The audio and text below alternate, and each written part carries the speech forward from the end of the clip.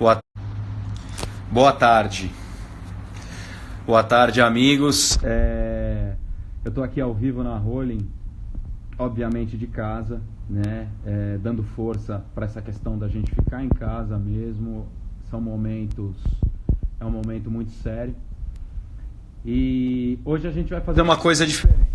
Aproveitando que estamos aqui o equipamento. Hoje eu vou conversar com uma pessoa que eu respeito muito. Quero trazer as ideias dela aqui para essa conversa. Eu sou o Rafael Romano da Rolling, para quem não me conhece. E eu vou chamar o Felipe para conversar. E o Felipe vai contar mais da história dele. Deixa eu botar aqui a ferramentinha para rodar. Pronto. E aí, Felipe? E aí, tudo bom? Tá bom o áudio? Querido?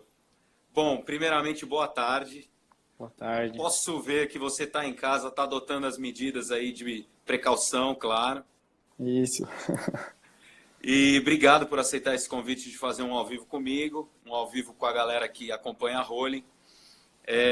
Estamos aqui agoniados em patinar, é verdade. Para se manter aí ativo, a gente inventa uns exercícios em casa, que não falta inspiração na internet, né? Mas patinar de fato não estamos, verdade? Sim, criatividade é o que importa agora, né? Para fazer as coisas que dá para fazer em casa. Agora, eu queria então começar essa nossa conversa com você contando aonde você estava no mês passado pra gente.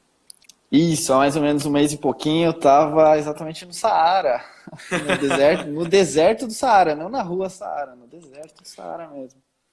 E como é que foi? Foi uma expedição que você foi fazer lá? O pessoal da Rolling com certeza te acompanha, porque a gente reposta muita coisa tua. Mas conta um pouco dos detalhes do que você foi fazer no deserto do Saara. Então, na verdade, eu nos últimos 2 anos aí eu faço algumas viagens por lugares mais inóspitos, mais diferentes. E já fui para a Ásia, a América do Sul mesmo foi a primeira, a Europa, e daí embarquei para a África, né, para o Marrocos e Saara Ocidental, para cruzar um dos grandes sonhos meus, que era o Saara, e consegui, né, fiz o que eu queria. Queria alongar um pouquinho mais, mas por questões que a gente vai conversar agora, não alonguei, mas eu fiz o Saara, consegui fazer esse sonho aí meu também. Pô, que bacana. Patinando. Isso, patinando. Perfeito. Então vamos já começar com a questão delicada, né? Você interrompeu a tua missão era concluir com certeza essa tua jornada lá no Saara. Sim. E você interrompeu e resolveu voltar para o Brasil. Conta um pouquinho mais disso pra gente. Tá, então, assim, só para as pessoas entenderem melhor, muitas pessoas perguntam, mas como que patina no Saara? Tem uma estrada que leva do norte do Marrocos, né, Marrakech, por exemplo, ela vai indo, vai descendo, vai passando por algumas cidades e tal, chega na Mauritânia, depois da Mauritânia vai até o Senegal. Esses 3 países são países que para brasileiro é meio fácil entrar, porque ou você não precisa de visto, como no Marrocos e em Senegal, se não me engano, e na Mauritânia você precisa de visto, mas você consegue na fronteira. Então é um caminho que eu queria fazer inteiro porque seria fácil nessas questões de fronteira e por causa do visto e tudo mais. Então, essa era a minha ideia. Só que fui fazendo o Saara até que eu cheguei numa parte que é no Marrocos ainda, é no sul do Marrocos, mas é uma parte separatista e tal, eles querem a separação, que é o Saara Ocidental. Então muita gente considera que é um país, outros não. E daí já começou os casos a acontecer no mundo. E o que acontece é que, primeiro que a gente fica com medo, né? Eu viajando lá, fica com medo de se eu pegar alguma coisa, eu queria poder... É melhor para mim estar no Brasil. Eu não falo a língua deles, eles falam o árabe e o francês. Eu não falo nem árabe nem francês. Então seria muito difícil ficar doente fora. Então é lógico, eu prefiro estar no Brasil. Além disso, tem a questão das fronteiras. Com isso tudo acontecendo, as fronteiras ficam muito travadas. Então não tinha travado, mas podia travar a qualquer momento e eu não poderia passar para outro país e como que eu ia fazer? Então, eu preferi estar voltando. E além disso, também tem uma outra questão que eu trabalhei na Tailândia ano passado. E eu trabalhei dando aula de inglês. E a mesma escola me chamou para trabalhar em maio.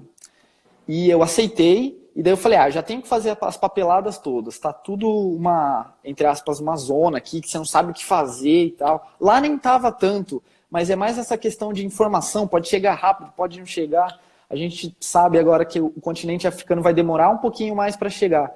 Mas mesmo assim o medo e tudo mais em volta é complicado por causa das fronteiras, por causa das pessoas. Então eu preferi decidir voltar para fazer a papelada toda, para ir para a Tailândia. Nem sei se eu vou mais, não sei como as coisas vão continuar, né? Porque quando eu voltei estava mais ameno isso, agora aumentou ainda. Sim. E também é uma boa também para os meus pais, eu não sei como está São Paulo. Eu sou de Sorocaba, sou do interior de São Paulo. Aqui os trabalhos, alguns pararam e o transporte público parou, geral. Então, por exemplo, meu pai não consegue trabalhar porque também não consegue estacionar, estacionamento parou. Então eu que estou tendo que levar ele. E a minha mãe também, ela trabalha com cachorro, com venda de animais e tal, com venda de cachorro. Ela tem um canil, então também eu ajudo ela nessa parte e tudo mais. Então é bom, acaba sendo bom para todo mundo, né? Fazer uma parada dessa depois de 2 anos não é simples, então tem que ser vários fatores. E nesse momento foram vários fatores que me fizeram... Não digo nem que foi uma desistência, porque eu quero continuar em breve, mas nesse momento dá uma paradinha, uma relaxada, é o momento para isso, né?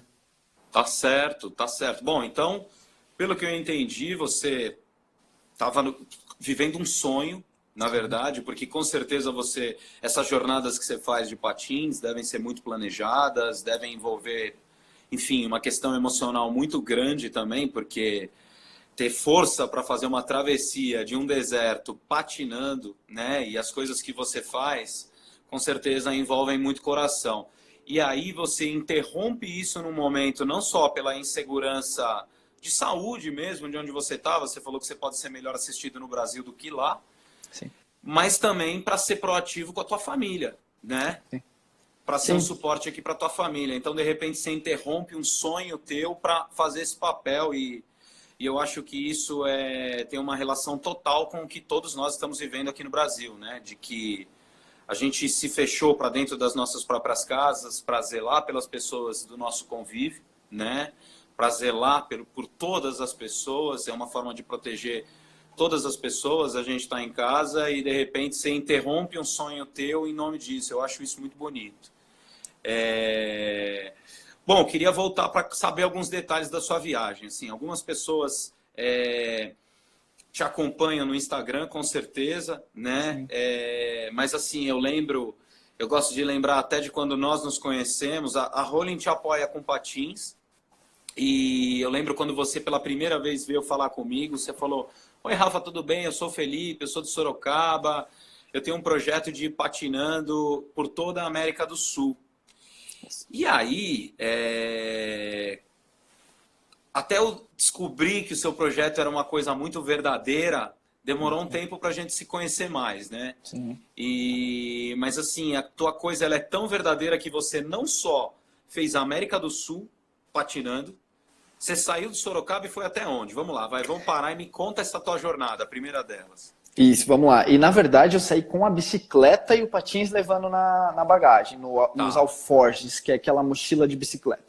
Tá, legal. Só que eu sempre quis patinar. Eu adoro andar de bicicleta também, mas eu sempre patinei e adoro patinar. Patins é o meu esporte, né? Só que eu não sabia muitas questões de logística, não sabia como poderia ser feito, tinha muitos medos. E a bicicleta acaba sendo um pouco mais tranquilo você estar numa estrada e saber como fazer. Então foi muito bom para eu aprender também muitas coisas. Errei muitas coisas no começo. Embora eu tenha planejado muitas coisas eu fui aprendendo enquanto eu estava viajando, né?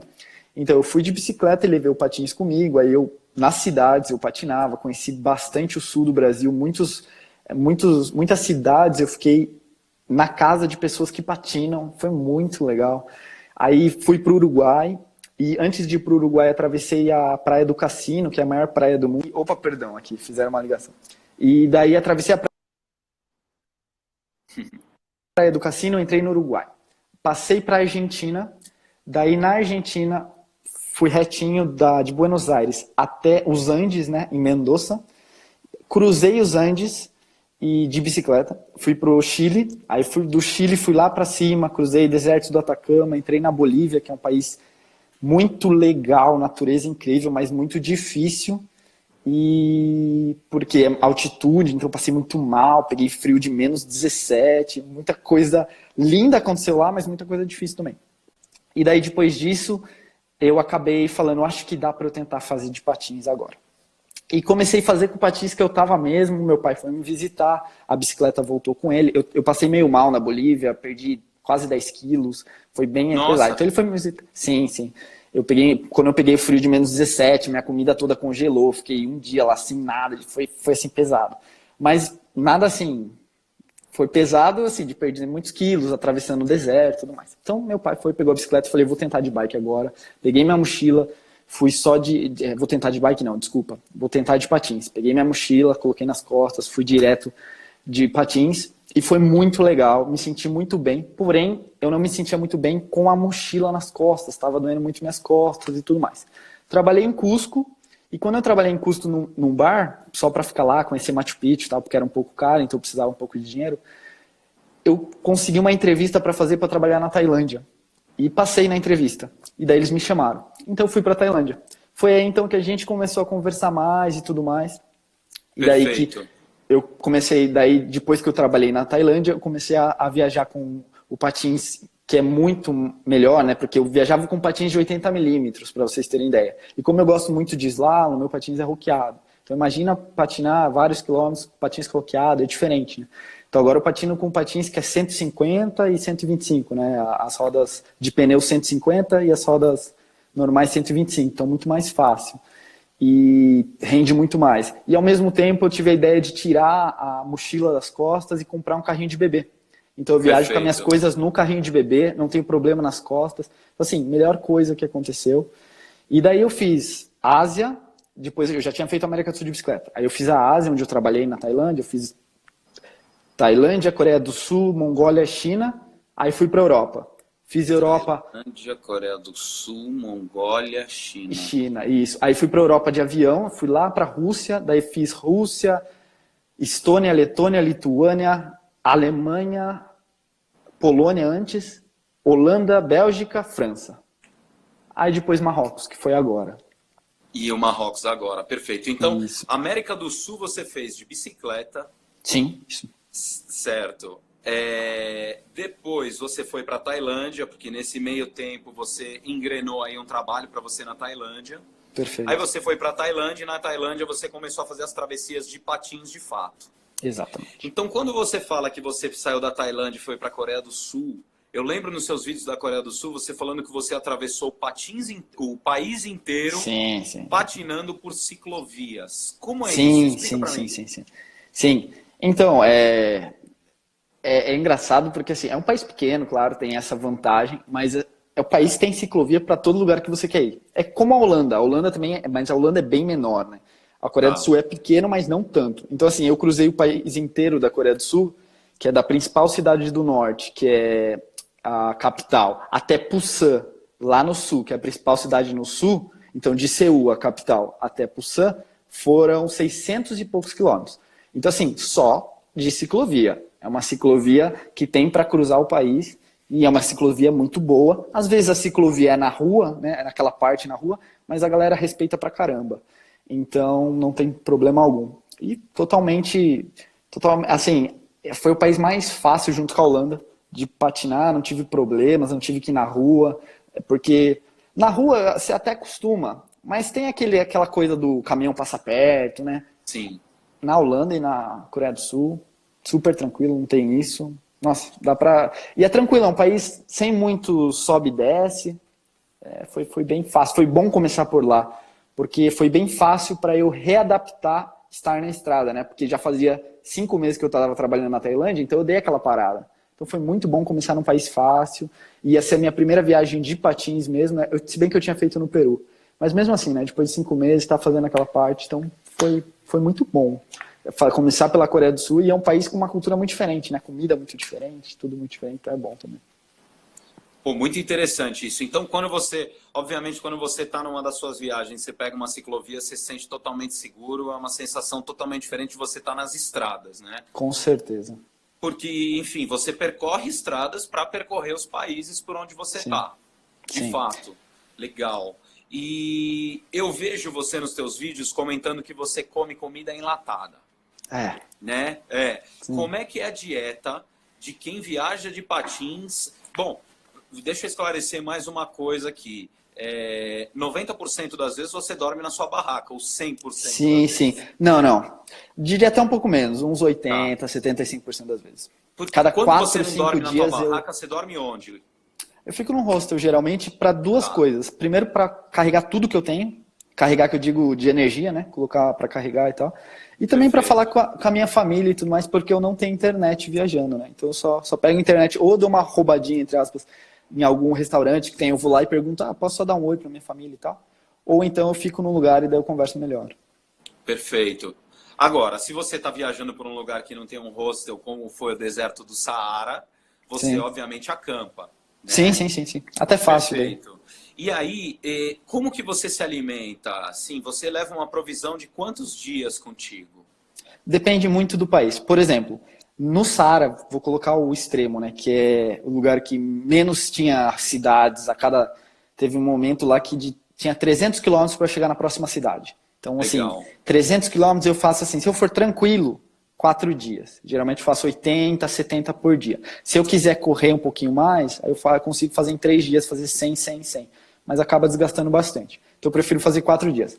Eu sou vegetariano, então não tem carne, nada. Quando eu estava de bicicleta, eu levava o fogareiro, fazia minha comida. Porém, eu percebi que poucas vezes eu acabava cozinhando. Eu pegava muito enlatado, que é fácil, e misturava e comia. Então eu acabei optando por não levar o fogareiro, eu economizo uns 2 quilos para mim. Perfeito. Parece pouco, mas quando você está levando 2 quilos a cada passo, é bastante. Então eu economizo bastante. E daí geralmente eu levo pão bastante, porque ele você perde a fome fácil comendo pão. E muita ervilha, muitos grãos. E daí depende do lugar, uma coisa ou outra. Por exemplo, no Saara, né, nessa parte do Marrocos, tem muitas sementes. As sementes lá são muito baratas e muito boas. Então tem amendoim para todo lugar, esse tipo de semente. Tem fruta seca pra caramba. Então eu levava muito isso. Eu gosto muito de doce, então eu sempre levava um pouquinho de fruta seca, assim, uva passa, que é doce, né? Então dá uma felicidade um pouco ali no caminho, dá uma energia boa. Muito bom, muito bom. E falando em felicidade, energia boa, queria tentar conhecer alguma história boa que aconteceu aí na estrada, nos caminhos que você percorreu. Porque eu acredito que os caminhos que você percorra não é para bater distância, mas é para ter histórias de vida, obviamente, pelos relacionamentos. O que tocou teu coração, assim, de uma forma inusitada? Conta alguma história pra gente. Então, até eu vi uma pergunta aqui de alguém, desculpa, passou rápido, mas eu vi, quanto que você fez no Saara? Foram 1.000 quilômetros, tá? O total seriam 3.000 e pouco, fiz 1.000 quilômetros. Tá. Então, pra mim a história que mais marcou é engraçada, mas foi a última, foi o Saara. Primeiro que era um sonho, e tem uma questão, não sei, não é todo mundo, mas eu me coloco numa dessas pessoas que sempre teve aquele preconceito, os países árabes, não sei o quê. Então, não preconceito, mas um pezinho atrás. E foi um tapa na cara de realidade, de falar, essas pessoas são incríveis, porque foi o lugar que mais me abraçaram, que mais me ajudaram, que mais... Foi assim, nossa, foi, como eu disse, um tapa na cara de realidade, de falar, esquece seu preconceito, porque tem pessoa boa em todo lugar e não tem nada a ver isso que você fica pensando. Porque, por exemplo, estava patinando lá no meio do Saara e parou um motoqueiro e com outro moço atrás, né? Ele era mais velho, acho que era o pai, alguma coisa assim, super feliz, me cumprimentaram, tudo mais, tiraram um chocolate, que nem eu falei, adoro chocolate, então me tiraram chocolate no meio do deserto, você imagina uma coisa dessa, no meio do deserto, me deram um abraço e tal, e a gente nem falava a mesma língua, né? Como eu disse, eles falam árabe e francês. Eu entendo pouquíssimo de francês e nada de árabe. Então, assim, eu não tinha comunicação nenhuma, mas só pelo sorriso, pelo contato ali, era muito legal. E depois, mais pra frente, 2 bombeiros trabalhavam numa parte... Desculpa, bombeiro não. 2 da Marinha do Marrocos trabalhavam perto de uma encosta que batia bastante água lá e tal. E eles falaram, acampa aqui com a gente, você tem água quente, tomei banho lá, então... Assim, parece pouco, mas no meio do Saara, você tem um banho quente e encheram toda a minha água. Também é uma coisa assim que eu preciso muito ali no meio. Me deram comida, eles comem muito pão com azeite e tomam chá. Então eles falam, não, vem cá, você vai jantar isso com a gente. Jantei com eles, acampei lá de manhã, eles falaram, poxa, boa sorte. Eles falavam um pouquinho de inglês, o mínimo possível, mas já tinha uma comunicação. Me deram boa sorte, mas são contatos muito legais e que eu nunca ia imaginar, sabe? Como eu falei, eu fui de uma questão de ter meio medo para ser o país que eu mais gostei em termos de contato de pessoas, assim, disparado, foi muito legal. Muitos países foram legais, mas o Saara, né, o Marrocos em si, foi uma coisa inacreditável, são muito legais, sim, sim. Eu vi isso dos rapazes que te acolheram Sim. ali, esses daí. Você estava num lugar que tinha um pôr do sol, assim, uma coisa maravilhosa. Espetacular, sim, sim. Um mar que batia numa encosta, que era uma Exato. coisa incrível. E acho que essas experiências que você viveu na estrada, totalmente inesperadas, deve ser uma coisa que deve deixar uma nostalgia enorme. Você deve estar morrendo de vontade de ver isso o tempo inteiro. Sim, né? Demais. Mas é bom descansar também. Viajar é ótimo, mas também quando você tem um momento para descansar, é tranquilo. Então eu ainda não tô na fase de quero sair. Tô ok. Tá bom. Deixa eu te perguntar, você acha que o patins abria portas para você? Você acha que o fato de você não estar de moto, não estar de carro, você tá de patins, que é uma coisa muito inusitada, enfim, eu acredito que não tenham mais do que 5 patinadores que já cruzaram o Saara, se muito, sabe? Sim. Como é que você vê o patins, assim, na amistosidade das pessoas, nas pessoas te receberem para você estar patinando? Eu acho que, assim, na verdade, o esporte em si é uma coisa que já te deixa aberto às pessoas. Então, a bicicleta eu já sentia isso, porque você está muito exposto ali, né? Então, quando eu estou no meio do Saara, seja de bicicleta ou de patins, eu já estou muito exposto. Mas o patins, ele eleva isso num nível muito... Porque eu vi uma pessoa de bicicleta fazendo o Saara. E eu já vi relatos de pessoas fazendo Saara de bicicleta. E eu vi só um patinador além de mim que fez, que é um francês. Então, assim, se a bicicleta já deixa as pessoas mais abertas para você, o patins, além da abertura que eu sentia muita curiosidade. Então, quem sabia falar inglês comigo, eles paravam o carro e falavam inglês comigo, conversavam, o que você está fazendo? Que legal e tudo mais. Então, eu sentia muito isso. Que nem eu falei, com a bicicleta eu também sentia na América do Sul isso, mas eu sentia as pessoas abertas. Mas a questão da curiosidade... Foi muito, muito incrível que as pessoas realmente paravam o carro no meio da estrada. Lembrando que lá a estrada é assim, né? É uma estrada que não passa nada. Aí do nada passa alguém, então dá para parar tranquilo. Então eles paravam, conversavam, queriam saber e tudo mais. Então isso acontecia, sei lá, uma vez por dia alguém vinha lá conversar comigo. Isso era muito legal. Ainda mais você imaginar que é no meio de um deserto, né? No meio do deserto. Sim.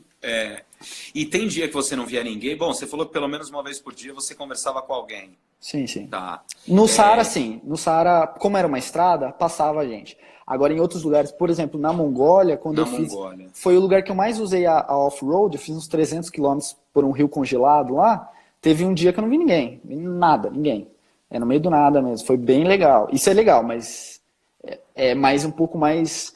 difícil porque você tem que pensar que não pode acabar de jeito nenhum nada, você não pode dar problema, você tem que ser autossuficiente ali. Comida e água, né? Exato. E não só isso, a questão do pneu do meu carrinho, né? Não pode estourar, então eu tenho que ter outros reservas. O pneu não, a câmera. Tem que ter reserva, porque se acontecer alguma coisa eu tenho que fazer tudo ali. Tá, então para explicar, o teu carrinho é o carrinho de bebê que você leva... Isso. Onde você coloca ali, é seu porta-malas praticamente. Exatamente, né? Levo tudo. Seu porta-malas ambulante. Você tá de patins, um patins convencional, porém com roda grande. Exatamente. E ele é uma adaptação de um off-road para o teu percurso. É o Next, né? É um patins com 2 rodas, uma em cada ponta, né? Isso. Perfeito. Patins mais leve e ágil, rápido, 2 rodas. Rende muito, sim. Tá. O carrinho de bebê, que é o teu porta-malas. Isso. Onde você também leva a sua barraca, e leva a sua comida, e leva a sua água. Isso. Esse é o seu kit principal, além do celular, é isso? Isso. Eu levo as roupas, minhas roupas, barraca, tudo para acampar, né? Que seria uma lona que eu coloco embaixo, geralmente quando tem muita pedra.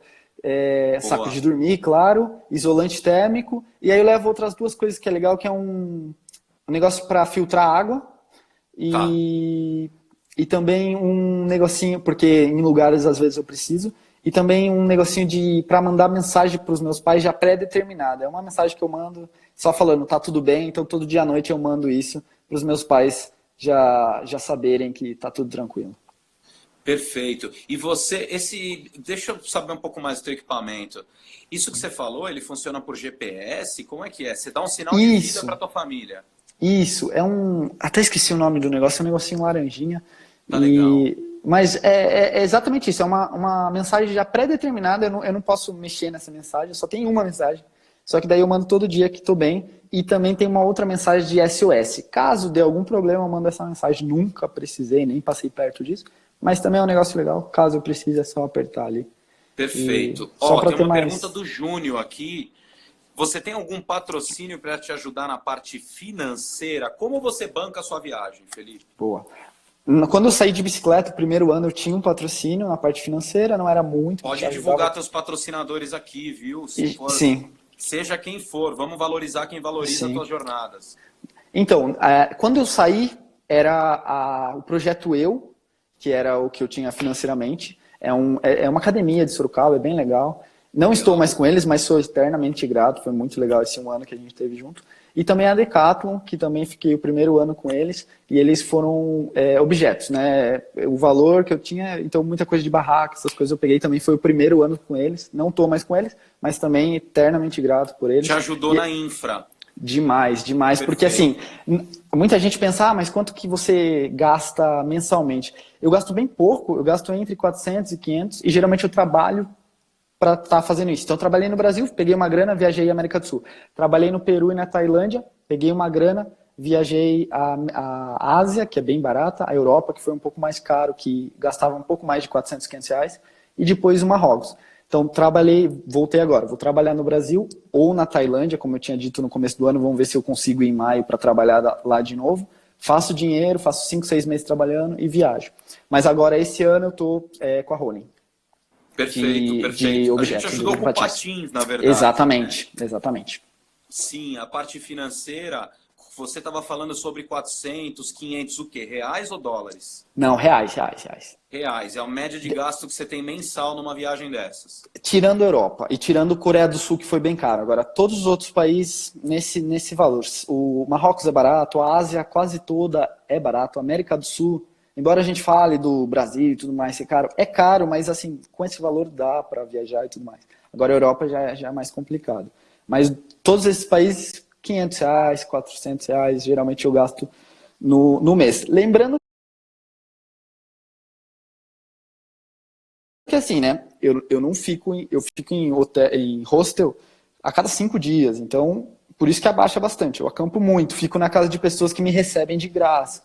Então por isso que o valor acaba baixando bastante. E uma outra questão é que eu viajo de patins, né, que não tenho gasto de viajar de carro, de ônibus. Por isso que o valor é bem baixo por mês. Perfeito. Ó, para finalizar, estamos chegando no final aqui, não vou ocupar sua tarde inteira. O que você recomenda que as pessoas nunca façam nesse tipo de viagem, que já te levou a alguma roubada muito grande? Na verdade... Você falou do fogareiro, que é pesado. Não, mas isso dá pra levar, depende muito da pessoa. Se a pessoa gosta de cozinhar e tudo mais, é outra coisa que eu me sentia muito cansado no final do dia, depois de ter pedalado, feito o camping, eu ter que fazer a comida ainda, eu me sentia meio cansado pra isso. Mas tem muita gente que faz. Mas com certeza o maior erro, e foi o que e eu tô no Brasil, tá? Quem acabou de perguntar, tô no Brasil, sim. E o meu maior erro, com certeza, é engraçado porque eu pesquisei muito e fiz muita pesquisa, mas ele é o mais forte, é o clima. Tenha muita noção do clima que você vai enfrentar, se você vai enfrentar chuva, se você vai enfrentar frio extremo. E muitas vezes a gente não dá o devido valor, porque às vezes está muito frio, mas você está na sua casa e você acha, sei lá, eu aguento 5 graus. Mas 5 graus quando você está acampando é muito diferente, é extremo. Assim. Que nem eu falei, eu peguei menos 17, então eu já sabia que era frio. Mas foi uma coisa que eu senti muito frio, eu tava com coisas boas, tava com um saco de dormir que aguenta e tudo mais, mas é pesado, você vai patinar no dia, tava menos 5, é um frio assim, que os dedos doem, então assim, saiba muito o clima que você vai enfrentar, seja de calor, seja a umidade, muita gente não presta muita atenção nisso, mas a umidade é muito problemática. Se você tem pouca umidade, você precisa de muita água, então precisa beber muita água, você tem que saber disso. E se você tem muita umidade, quando você acampa, dentro da sua barraca vai ficar gotículas por causa da sua respiração. Então acaba que fica molhado por dentro, então você tem que tomar certos cuidados. Então saber muito sobre essas coisas. O clima, presta muita atenção no clima. Porque outras coisas, você vai conseguir se virar. Tá. Até trabalho, que nem eu falei, eu saí sem perspectiva de conseguir trabalho ou não. E eu consegui no Peru fácil, depois na Tailândia, por e-mail e tal, consegui uma entrevista e consegui. Essas coisas você vai conseguindo. Lógico, tem que ter um planejamento também. Mas você é um pouco mais fácil de lidar. Agora, o clima não. Se você pega um dia muito complicado, se você, por exemplo, se você vai para um frio extremo e você não tem roupas e coisas preparadas, você pode acabar morrendo à noite, né? Então tem que tomar muito cuidado, tem que saber o que você vai lidar. Perfeito, perfeito. E, rapaz, você mencionou lá no deserto do Saara que você não falava nem o árabe nem o francês, mas que idiomas que você fala? Eu falo português, né, claro, e o espanhol eu aprendi na estrada, por isso que eu acabei trabalhando no Peru, foi o último país, então já fazia 5 meses que eu estava viajando, eu aprendi bastante e tal, e deu para trabalhar. Não tenho um espanhol perfeito, mas para trabalhar no bar e tal, foi tranquilo. E o inglês eu já tinha também. Como eu trabalhei no bar no Peru, e em Cusco é uma cidade que vai pessoas de todo mundo, né? Porque tem o Machu Picchu. Global, Cusco. Exatamente. Né? Então eu treinei, além de espanhol, eu treinei muito meu inglês. Então ficou muito bacana e daí eu pude fazer a entrevista para trabalhar na Tailândia. E daí eu falo um pouquinho de tailandês, assim, mas bem pouco. Perfeito. E aí, próximo projeto é o quê? Finalizar o Saara? Então, na verdade, agora eu vou depender de muita coisa. Como eu voltei para o Brasil, a logística agora que vai ser o principal. Se eu for para a Tailândia, vou focar em coisas na Ásia ali perto. Então, por exemplo, quero muito voltar para a Mongólia para fazer uma outra parte, que é o deserto da Mongólia, que chama Gobi. São 500 quilômetros. Eu fiz uma outra parte que era os rios que estavam congelados. Agora eu quero fazer o deserto. Quero fazer muito Austrália e tem o deserto do Outback, quero muito fazer, adoro deserto. Nossa. E quero fazer a Namíbia também na África, mas esse vai ter que ficar um pouco para depois por causa da logística, né? Ele fica meio longe da Ásia e meio longe do Brasil. Se eu ficar no Brasil, dependendo como for as coisas, eu creio que o próximo passo vai ser fazer o deserto de sal aqui na Bolívia, o Salar, porque quando eu estava viajando, eu até falei no começo do vídeo que eu estava viajando pela Bolívia, passei muito mal e tudo mais. Teve porque uma peguei recaída muito frio. lá, né? Isso, eu estava lá perto. E como eu fiquei muito mal, eu não fiz aquela parte, porque como lá é muito frio e eu estava muito já...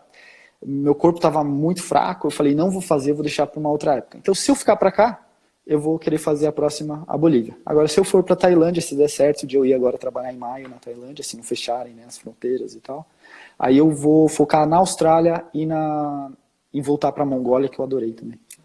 Muito boa sorte, amigo. Muito boa sorte. Estaremos aqui prestigiando e mandando as melhores energias positivas para suas jornadas.